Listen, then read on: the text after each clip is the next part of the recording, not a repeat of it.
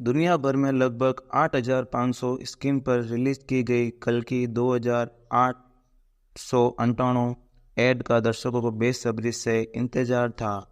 तमिल, तेलुगु, कन्नड़, मलयालम और हिंदी भाषा जैसी 5 भाषाओं में बनी इस फिल्म की एडवांस बुकिंग ने 55 करोड़ का आंकड़ा पार कर लिया है। यही वजह है कि हैदराबाद में सुबह 5:30 बजे के शो में मुंबई में 8 बजे के दर्शकों की अच्छी खासी भीड़ देखने को मिल रही थी। साउथ के जाने माने निर्देशक नाग अश्विन की इस भव्य बजट और महत्वाकांक्षी फिल्म में प्रभास, अमिताभ बच्चन, दीपिका पादुकोण और कमल हासन समेत दिग्गज कलाकारों का मेला सा लगा है। इसमें कोई शक नहीं है कि विज्ञापन और पुराण का ये अनूठा संगम दर्शकों के लिए किसी विजुअल वंडर में कम नहीं है, लेकिन काश की कहानी पर भी उसी जोरदार ढंग से मेहनत की गई होती जितने कि वीएफएक्स और सीजीआई पर की।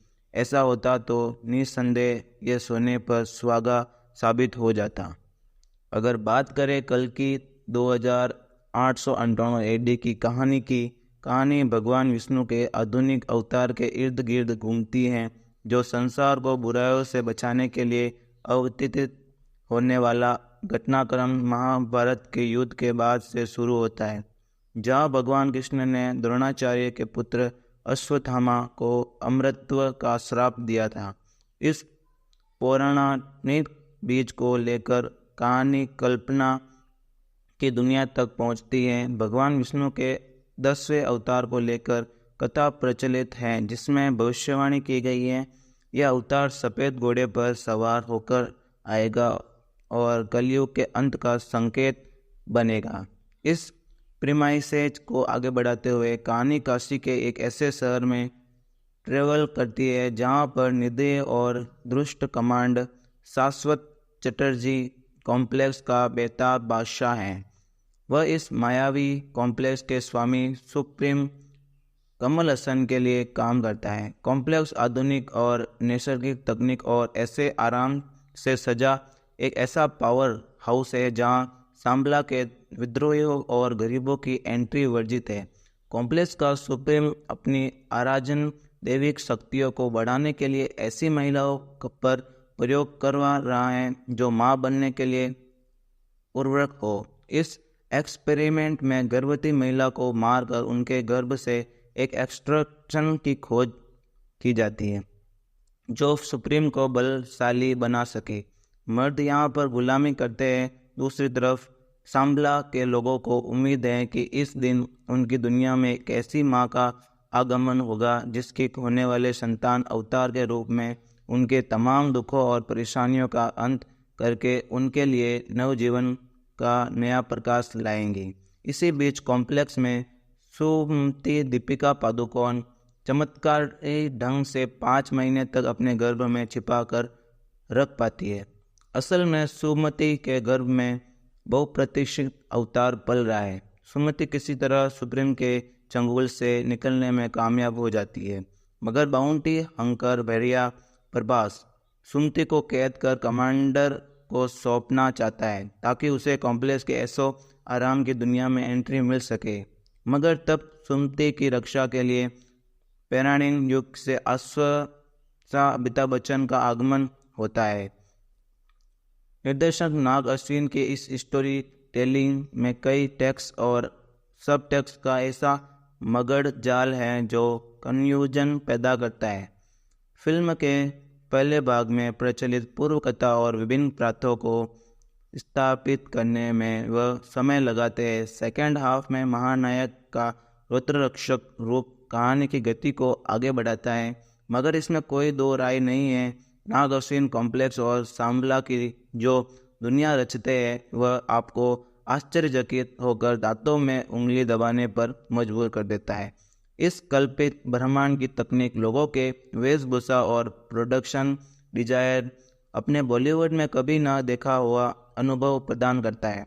फिल्म का वीएफएक्स किसी भी हॉलीवुड साइंटिफिक फिक्शन से कमतर साबित नहीं होता है, बल्कि श्रेष्ठ ही बन पड़ा है। मगर समस्या है कि कहानी में किरदारों की भीड़ में जिनका औचित्य पहले भाग में समझ में नहीं आता।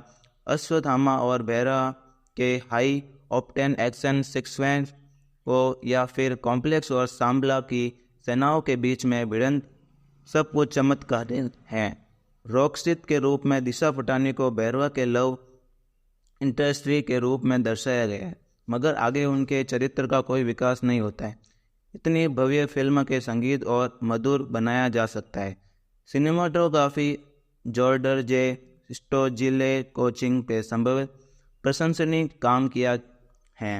हालांकि कई सवाल के जवाब नहीं मिल पाते, शायद इसलिए भी कि निर्देशक उनके सीक्वल्स का इशारा करते हैं। हालांकि नाग अश्विन ने मॉडर्न सिनेमा टेक्निक से जनरेटेड विजुअल के लिए माइथोलॉजी को जिस तरह डेवलप किया है उनके लिए तारीफ बनती है। फिल्म भावनात्मक के रूप में कनेक्ट नहीं कर पाती, मगर भैरवा और बुच्ची की वर्ल्डिंग काफ़ी हद तक एंटरटेन जरूर करती है। अभिनय और गेटअप की बात की जाए तो महानायक अमिताभ बच्चन एक बार फिर साबित करते हैं कि इन्हें इंडस्ट्री का बिग बी क्यों कहा जाता है। उन्होंने अश्वत्थामा की भूमिका में प्राण फूंक दिए। एक्शन दर्शकों में उनकी चपलता हुई दमखम शार्प नजर आती है। वे फिल्म का मुख्य आकर्षण है। भैरवा के रूप में प्रभास के फैंस को ये शिकायत जरूर होगी कि उन्हें पर्दे पर कम स्क्रीन स्पेस क्यों मिला। ये प्रभास ने कॉमेडियन के साथ हैरत अंग्रेज एक्शन फिल्म किया है, जिसमें वे कॉमेडी में नहीं जंचते, मगर हाँ, जब वे कर्ण के रूप में ट्रांसफॉर्म होते हैं तो उनका प्रभाव जमाने में कामयाब रहते हैं। चुमती के रूप में दीपिका पादुकोण ने संयुक्त अभिनय किया है। रॉक्सी के रूप में दिशा पटानी के किरदार को गायब कर दिया गया है। वही ट्रेलर में कमल हसन की मौजूदगी से बहुत सी उम्मीदें थी, मगर वे अपने असली रूप में आखिरी सीन में नजर आते हैं। हालांकि उन्होंने अपनी उपस्थिति मजबूती से दर्ज की है। सांबला की मरियम के रूप में शोभना जमी है। कमांडर के किरदार में अनिल जॉर्ज याद कर जाते हैं, वरना मरना ठाकुर, दुलकर सलमान, विजय देवकोंडा, राम गोपाल वर्मा और एस राजामौली मात्र एकार्ध सीन में नजर आकर उत्सुकता बढ़ा ले जाते हैं। हो सकता है इस फिल्म के दूसरे भाग में इन किरदारों का विस्तार देखने को मिलेगा। Thank you.